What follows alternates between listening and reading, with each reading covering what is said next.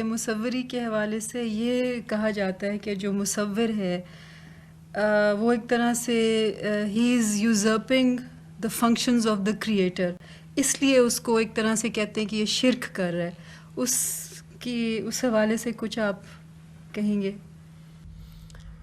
دیکھیے جی، مصوری کے بارے میں بھی میں وہی بات عرض کروں گا کہ نبی صلی اللہ علیہ وسلم کے زمانے میں چونکہ تصویریں بالعموم پوجی جاتی تھیں، بتوں کی پرستش کی جاتی تھی،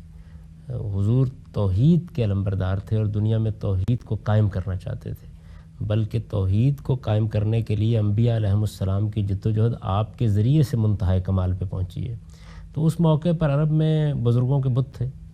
پیغمبروں کے بت تھے، خود بیت اللہ میں بت تھے اور تصویریں بنائی گئی تھیں۔ وہ تصویریں سیدنا اسماعیل کی تھیں، سیدنا ابراہیم کی تھیں۔ حضور صلی اللہ علیہ وسلم نے اس طرح کی چیزوں کے بارے میں بہت سخت الفاظ استعمال کیے اور کہا کہ ان کو ختم کر دیا جائے۔ اس طرح کے ایک موقع پر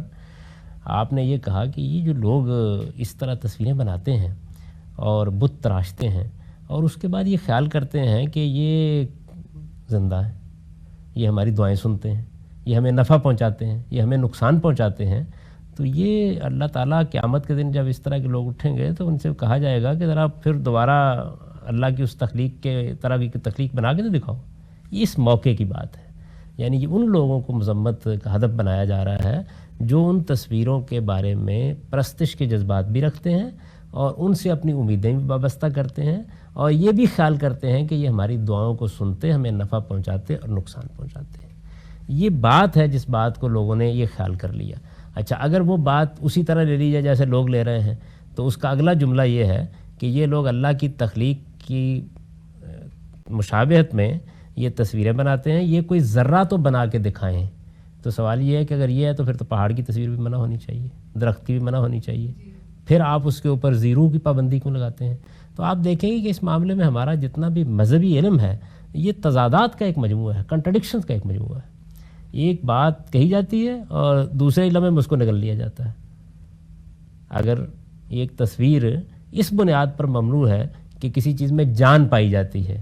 تو شاید ان لوگوں کو معلوم نہیں ہے کہ اب تو درختوں کے بارے میں بھی یہی صورتحال ہے اور بہت سی چیزوں کے بارے میں بھی یہی۔ اچھا، قرآن مجید تو کہتا ہے کہ ایک نوعیت کا شعور پہاڑوں کے اندر بھی موجود ہے، تو پھر تو ان سب کی تصویریں ممنوع ہونی چاہیے تھی۔ وہ بات اصل میں یہ تھی کہ جو لوگ اس طرح کی تصویریں، اس طرح کے بت ان کو اپنے لیے نفع دینے والے، نقصان پہنچانے والے سمجھ کر بنا رہے تھے، ان کے پس منظر میں حضور نے کہا کہ قیامت کے دن اللہ تعالیٰ ان سے یہ کہیں گے کہ جن کو تم زندہ سمجھتے تھے تو آپ جان ڈال کے دکھاؤ ان کے اندر۔ یہ بالکل اسی طرح کی بات ہے جیسے ایک موقع پر اللہ تعالیٰ نے یہ فرمایا ہے کہ یہ جو بت تم پوجتے ہو تم بھی اس کا ایندھن بنو گے اور یہ بت بھی جہنم کا ایندھن بنیں گے۔ تو اب اس سے مقصود یہ نہیں ہے کہ کوئی بتوں کو جہنم میں ڈالا جائے گا تو ان کو اس سے کوئی سزا دینا مقصود ہے، بلکہ مقصد یہ ہے کہ لوگوں پر یہ بات واضح ہو کہ وہ کیسی احمقانہ حرکت کر رہے ہیں اور کن چیزوں کو خدا بنا کے پوجنے کی کوشش کر رہے ہیں۔